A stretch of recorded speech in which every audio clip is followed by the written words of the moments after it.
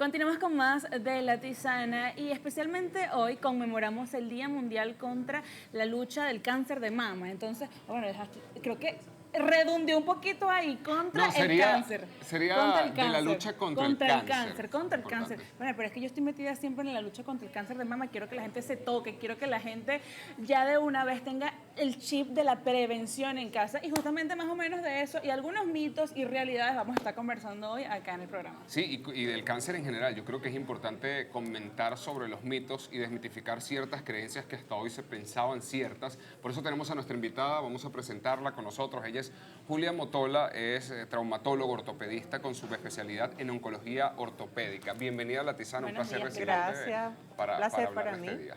estar aquí y hablar sobre este tema tan importante, Sí, sobre total. todo en Venezuela.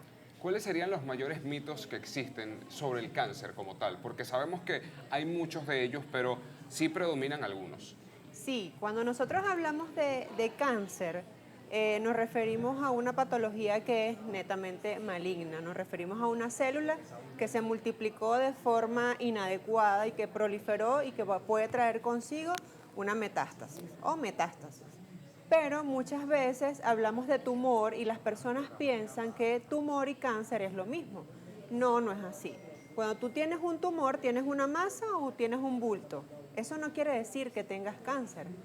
Puede ser una etiología, pero no necesariamente es el mismo término.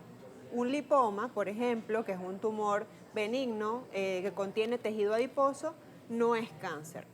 Pero cuando ese lipoma progresa y esas células se transforman ya con cierta malignidad y se dispersan a otras partes del cuerpo, entonces sí hablamos de cáncer. Esa es la diferencia entre tumor, que puede tenerlo cualquier persona, cualquier masa o bulto, y ya una patología que no solamente compromete un segmento, sino que compromete la totalidad de la totalidad de la persona. Y es cuando todas las personas tienen que entender la importancia de la prevención Así y de es. un diagnóstico temprano que puede salvar la Sí, vida. totalmente.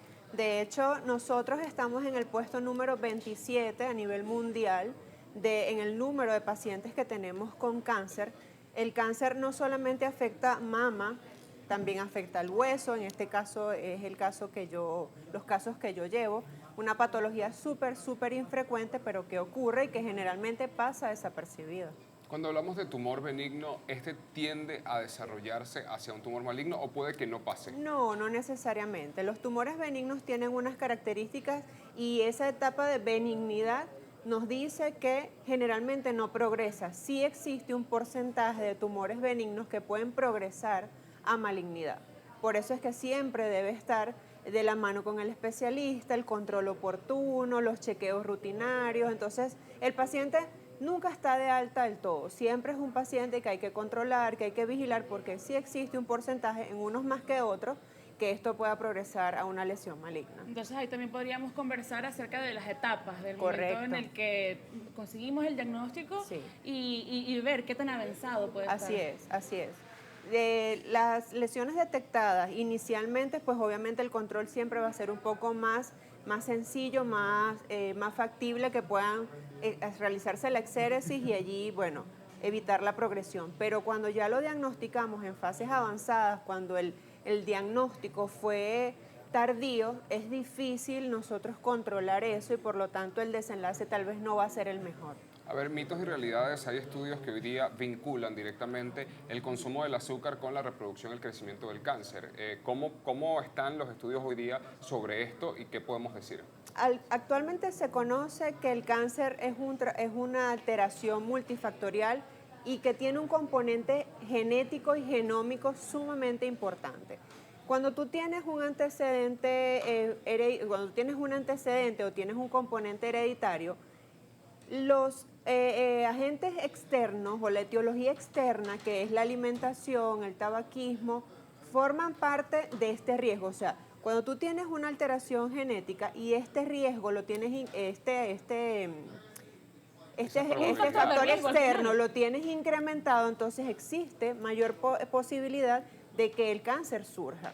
No quiere decir que consumir azúcar te va a dar cáncer, no, pero cuando tienes una tara o cuando tienes un antecedente importante y no cuidas La alimentación, pues sí, y existen alimentos, sobre todo los embutidos, los alimentos enlatados, que estos preservantes incrementan el riesgo de padecer cáncer, pero tienes que tener un componente genético y genómico que haga que sea susceptible a presentarlo. En Venezuela, por ejemplo, conocemos que hay distintas fundaciones, por ejemplo, Jacinto Combit, que está trabajando en una especie de vacuna, como se Sí. pudiese decir, que también está relacionada con el VPH.